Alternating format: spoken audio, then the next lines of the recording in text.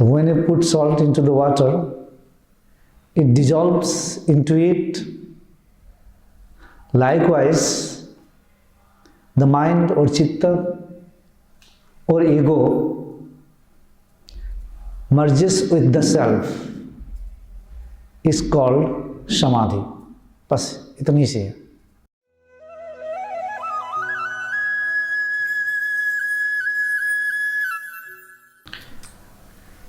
कुछ बातें समझनी है हमारे मार्ग पे। सब मार्ग हमारे ही मार्ग है, यानी कि आपके ही मार्ग है। कोई भी मार्ग छोटा बड़ा नहीं होता है, ना भक्ति मार्ग, ना ज्ञान मार्ग, ना ध्यान का मार्ग, ना मंत्र का मार्ग, ना जप का मार्ग, ना कर्म का मार्ग। कोई भी मार्ग हो, सब मार्ग एक ही जगह लेके जाता है। आप सभी को भली बात ही पता है। जब आप लोग मुझसे जुड़े हैं तो कुछ बातें पूरे अंतःकरण में उतारना है। जैसे कि मनुष्य जीव का तो कोई जात पात नहीं है, लेकिन जो मनुष्य का शरीर को धारण किया है उसका लक्ष्य क्या है? मोक्ष, मुक्ति, निर्वाण, अपवर्ग, कैवल्य, नाना प्रकार के नाम आदि से लोग पुकारते हैं, कहते हैं इसे। ठीक है, कुछ लोग निर्वाण कहेंगे, कुछ लोग मोक्ष कहेंगे, कुछ लोग मुक्ति कहेंगे, कुछ अपवर्ग, कुछ कैवल्य, है सब एक ही। यही लक्ष्य है सभी का। क्यों? क्योंकि यहाँ तक कोई पहुँचता है तो हर प्रकार के दुखों से मुक्त हो जाता है। कोई दुख और सुख उसे छू नहीं पाता है।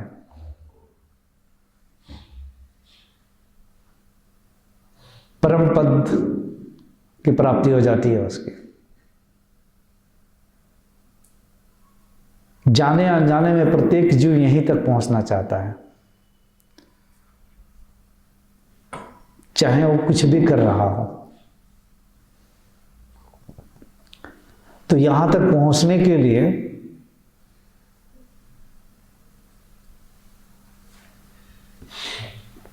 क्या करना पड़ता है, कैसे पहुंचा जा सकता है? तो समाधि के द्वारा। अब समाधि क्या है? व्हाट इज समाधि? जब नमक पानी में प्रवेश करता है तो नमक घुलकर पानी के साथ एक हो जाता है। वैसे ही मन कहे या चित्त या तो ईगो, कुछ लोग ईगो कहते हैं, अहंकार, कुछ लोग मन कहते हैं, कुछ लोग चित्त कहते हैं, उसका आत्मा यानी ब्रह्म तत्व में घुल मिल जाना, मर्ज हो जाना। जैसे नमक पानी में घुल मिल गया, उसी तरह से आपकी व्यक्तिगत चित्त या तो मन एक ही है। कुछ लोग चित्त कहते हैं, चित्त को ही मन कहते हैं, या तो अहंकार, वह ब्रह्म यानी सेल्फ के साथ घुल मिल गया। इसी को समाधि कहा जाता है। अब कोई 4 घंटा समाधि में जाए या धीरे धीरे उसके साथ ये समाधि उतर जाए, खुली आंखें में उतर जाए, लेकिन अब वो रहा नहीं। मैं का होनापन उसका खत्म, मैं हूं नहीं। अब मैं का होनापन भी एक अहंकार की स्थिति है, वो खत्म हो गया। यही समाधि है। अगर इंग्लिश में कहूं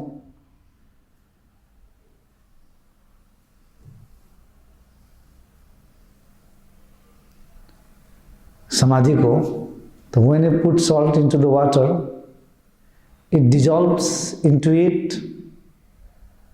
Likewise, the mind or chitta or ego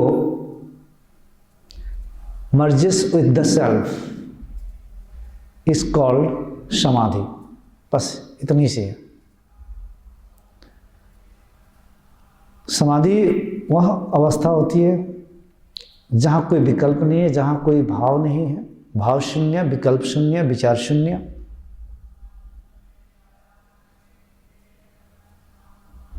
शुद्ध बुद्ध परम आत्मा स्थिति होती है, चैतन्य स्थिति होती है, वही समाधि है।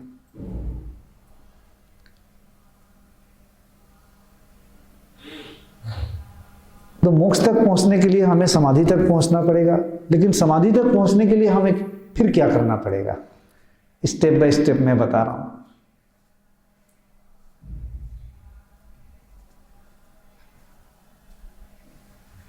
क्योंकि मोक्ष केवल अपवर्ग तक पहुंचने के लिए समाधि तक पहुंचना पड़ेगा, लेकिन समाधि तक पहुंचने के लिए हमें क्या करना पड़ेगा, इससे पहले हम ये जानते हैं there are different names of samadhi. इसी समाधि को कभी कुछ निर्विकल्प समाधि भी कहते हैं, कुछ लोग समाधि कहते हैं। तो समाधि के कई अन्य नाम भी हैं, आपको अलग अलग शास्त्रों में अलग अलग गुरुओं ने अलग अलग शब्दों में एक ही चीज़ को बताएंगे, तो आपको कभी उन नामों से अंदर में कोई भेद नहीं लाना है, उसे आपको एक बार सुन लेना चाहिए वो क्या क्या है। जैसे कि इसको कुछ लोग राजयोग कहते हैं, राजयोग।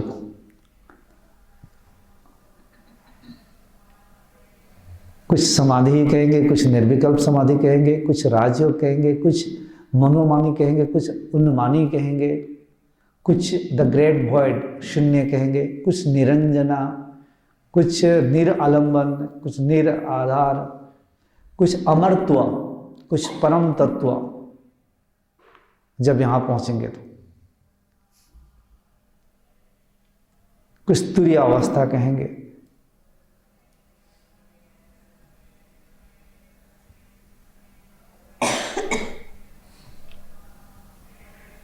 कई नामों से लोग एक ही तत्व, एक ही स्थिति को समझाने के लिए शब्दों का प्रयोग करते हैं। राजयोग जो है, अगर राजयोग को देखेंगे तो राजयोग क्या है, उसकी परिभाषा यह है कि जब मन पूरी तरह से आत्मा में विलीन हो गया और शुद्ध बुद्ध आत्मा स्थिति रह गई, मन नहीं रहा, यही राजयोग है। अमरत्व क्या है, उस तत्व को पा लिया जो अमर हो गया, उसी को अमर तत्व कहा जाता है। सत्य भी कहा जाता है, सत्य, उसको प्राप्त कर लिया उस समाधि में, उस सत्य तत्व को, उस तत्व को पा लिया। निरंजना यानी कि राग द्वेष रहित अवस्था ही आत्मस्थिति है, वो निरंजना है। निरालंबन यानी उसका कोई आलंबन नहीं है, आत्मा का कोई आलंबन नहीं है, मन का आलंबन चाहिए, आत्मा की कोई आलंबन नहीं है, निरालंब है। कौन है? परमात्मा है, यह आत्मा, कोई आलंबन उसको नहीं चाहिए। उसको छोड़ के प्रकृति में हर चीज को आलंबन चाहिए। द ग्रेट वॉइड, शून्य। शून्य यानी कि वहां कोई ना विचार है, ना कोई भाव है, कोई विकल्प नहीं है, ये कुछ नहीं है, फिर भी अंदर चैतन्य स्वरूप आनंद, परमानंद की स्थिति बनी रहती है, जीव को अनुभव होती रहती है। ऐसी एक स्थिति बनी हुई रहती है। इसी को ग्रेट वॉइड और शून्य और महाशून्य कहा जाता है। उन्मानी या मनोन्मानी ये स्पेशली हठ योग में यूज करते हैं। हठ योगी, हठ योग में प्रैक्टिस करवाया जाता है। इसी चीज़ को कहा जाता है कि इसमें ये कहा जाएगा, इस अवस्था को जिसमें प्राण और अपान को एक दूसरे में विलीन करवाते हैं, प्राण और अपान को,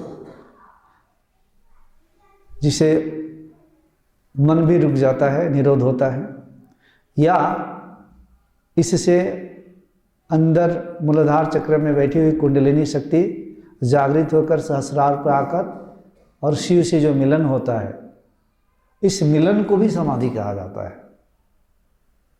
हठ योग में हठ योग की कोई भी किताब उठा कर पढ़ेंगे तो उसका पूरा प्रैक्टिस योगा हठ योग का कुंडलिनी शक्ति को जागृत करके और शिवा के साथ मिलन, इस मिलन को भी समाधि कहा जाता है। तो ये सारे डिफरेंट नेम्स हैं एक ही चीज़ को।